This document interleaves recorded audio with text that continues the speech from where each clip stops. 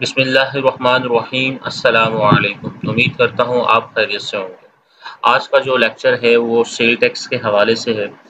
कभी भी कोई भी नया हमारे पास कस्टमर आता है और उसको अगर हम कोई इनवॉइस जनरेट करते हैं या उसके लिए कोई माल उसको सेल आउट करते हैं, तो उसका सबसे पहले हम एनटीएन लेने के बाद ये चीज़ चेक करनी चाहिए हमें कि आया कि वो सेल टैक्स के अंदर रजिस्टर्ड पर्सन है कि नहीं, ओके बंदा है कि नहीं, उसकी कंप्लायंस 100% है कि नहीं, या चाहे हम सेल कर रहे हैं या परचेज़ कर रहे हैं, दोनों के लिए मैं बात कर रहा हूँ।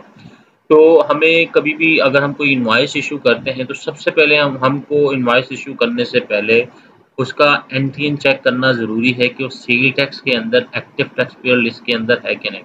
तो वो कैसे चेक करते हैं? तो चलें हम स्टार्ट करते हैं हम अपने लेक्चर को। सबसे पहले हम ब्राउज़र ओपन कर लेते हैं। ब्राउज़र ओपन करने के बाद आप लिख देंगे ईएफबीआर पे आ जाएँगे। ईएफबीआर पे आने के बाद आपने क्या करना है, रिसर्च टैक्स पीरियड, ठीक है? इधर आके आपने क्या करना है, एनटीएन इंक्वायरी या एक्टिव टैक्स पेयर लिस्ट के अंदर। तो सबसे पहले हम active tax pair sale tax के अंदर आ जाते हैं। यहाँ पे आके हम एनटीएन पुट करेंगे। आपके पास इसका एनटीएन होना ज़रूरी है।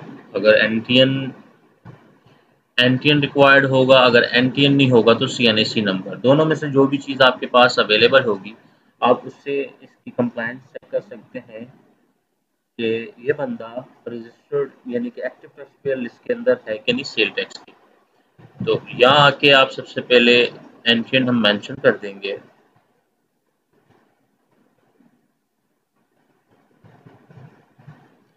और यहाँ पे हम आके ये सामने जो कोड लिखा हुआ है ये मेंशन कर देंगे और उसके बाद रिसर्च कर देंगे।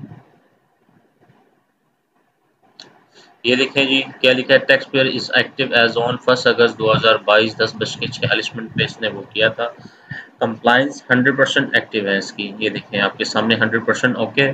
तो हम इसको अभी जो है इनवॉइस अगर हम इसकी बनाएंगे तो हम इशू कर सकते हैं। क्या लिखा है, the tax payer e filing the 6 sale tax return during past 6 tax period, compliance level the 100%। अगर कि ये डिफ़ॉल्टर होगा तो यहाँ पे रेड मार्क आ जाएगा और बाकायदा मेंशन किया जाएगा कि ये बंदा ओके नहीं है। एक तरीका यहाँ से है चेक करने का, ठीक है। दूसरा तरीका है हम fbr.gov.pk पे आके ऑनलाइन पोर्टल के अंदर आएंगे।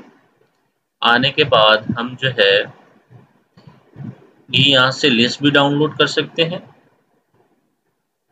यहाँ से भी हम यानी कि लिस्ट डाउनलोड कर सकते हैं। तो ये हमारे पास एक्सेल की फाइल आ जाएगी। तो हम एनटीएन के थ्रू या सीएनएसी नंबर के थ्रू रिसर्च कर सकते हैं। सेकंड, हम ऑनलाइन अगर चेक करना चाहते हैं तो इस जगह पे देखें active tax payer list sale tax आ रहा है, इसके ऊपर क्लिक कर देंगे तो ये यहीं पे ले आएगा आपको। तो दोनों तरीके हैं, डायरेक्ट ईएफबीआर आप लिख दें तो डायरेक्ट यहाँ आ जाएंगे। अगर हम इस पे हैं, इस पे आके एफबीआर पे fbr.gov.pk पे आएंगे तो उसके बाद ये फॉर्म आपके पास पेज ओपन हो जाएगा। उसके बाद आपने ऑनलाइन वेरिफिकेशन पे आना है, फिर आपके पास ये पेज खुल जाएगा। इस पे आने के बाद आपने आना है 1 2 3 4 5 नंबर पे, active tax payer list sale tax के अंदर। इस पे आके आप क्लिक करेंगे तो आपके पास सामने वही पेज ओपन हो जाएगा। तो यहाँ आके आप एनटीएन या सीएनएसी नंबर मेंशन करेंगे तो आपको कंप्लायंस का पता चल जाएगा। इस लेक्चर के हवाले से कोई भी क्वेश्चन या क्यूरी है आपकी तो आप मुझे कमेंट सेक्शन में पूछ सकते हैं। अपनी दुआओं में याद रखिएगा। अल्लाह हाफिज़।